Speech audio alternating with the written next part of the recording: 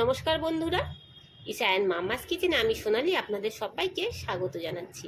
আজকে হয়তো দেখতেই পাচ্ছেন এখানে কিন্তু দুটো আমি আলু নিয়ে চলে এসেছি। তো এই আলু দিয়ে কি বানাবো সেটাই হয়তো আপনারা ভাবছেন।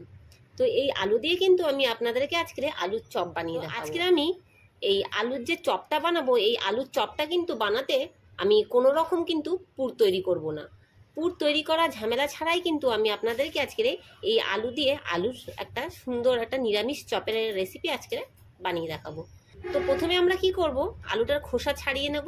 ছাড়িয়ে নিয়ে এটাকে আমরা গোল গোল করে কেটে নেব। তো এই যে দেখুন, আলুর খোসাটা কিন্তু ছাড়িয়ে নিয়েছি। এবারে আলুটাকে আমি স্লাইস করে কেটে নেব।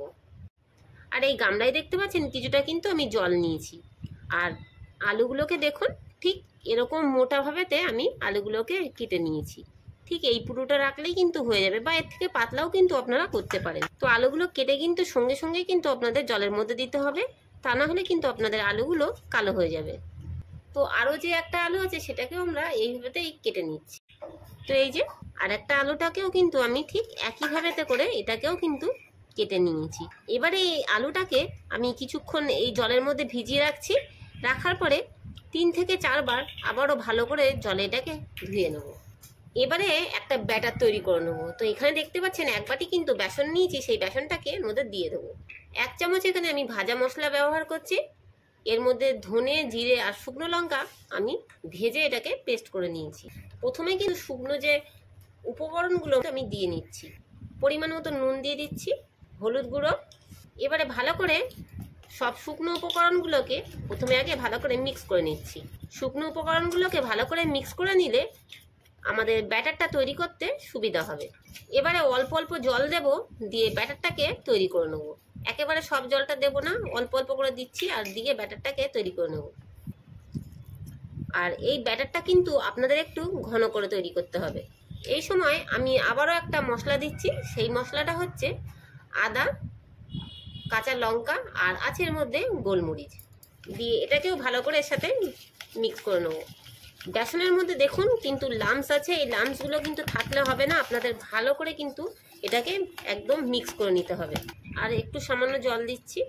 যারা আলুর চপ বানাতে ভয় পান তারা কিন্তু আমার এই পদ্ধতিটা অ্যাপ্লাই করলে কিন্তু বাড়িতেই খুব সুন্দরভাবেতে কিন্তু আপনারা আলুর চপ কিন্তু বানিয়ে নিতে পারবেন, পুর বানানোর ঝামেলা ছাড়াই।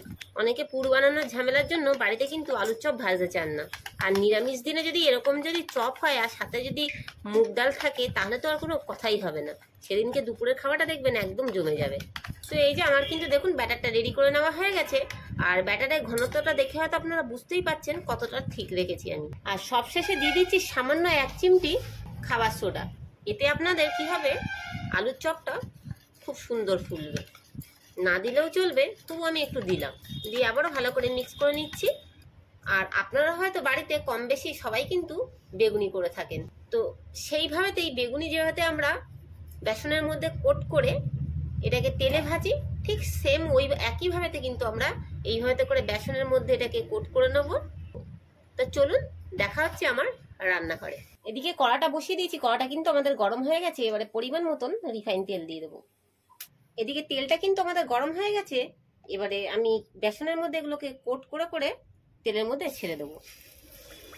আর সব থেকে ভালো হয় আপনারা যদি এই আলুগুলোকে একটু কোনো সুতির পরিষ্কার কাপড় দিয়ে মুছে যদি এর মধ্যে দিতে পারেন, তাহলে কিন্তু আরো খুব সুন্দর কিন্তু বেসনগুলো আলুর গায়ে লেগে যাবে।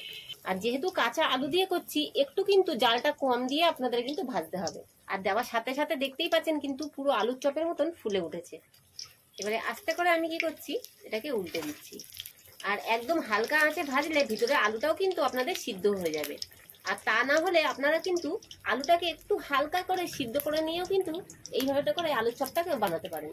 এইভাবেতে আমি এপিট ওপিট করে আলুর চপটাকে ভেজে নেব। তো এই যে চপগুলো কিন্তু ভেজে নেওয়া হয়ে গেছে। এবারে এই চপগুলোকে আমরা তুলে নেব। আর দেখুন একদম কিন্তু দোকানের চাইতে কিন্তু খুব সুন্দর আমাদের কিন্তু এই চপটা তৈরি হয়েছে। এবারে ঠিক ওই একইভাবেতে বাকি আলুর চপগুলোকে আমরা ভেজে নেব। তো এই যে আমাদের সব কিন্তু আলুর চপগুলো ভেজে নেওয়া হয়ে গেছে।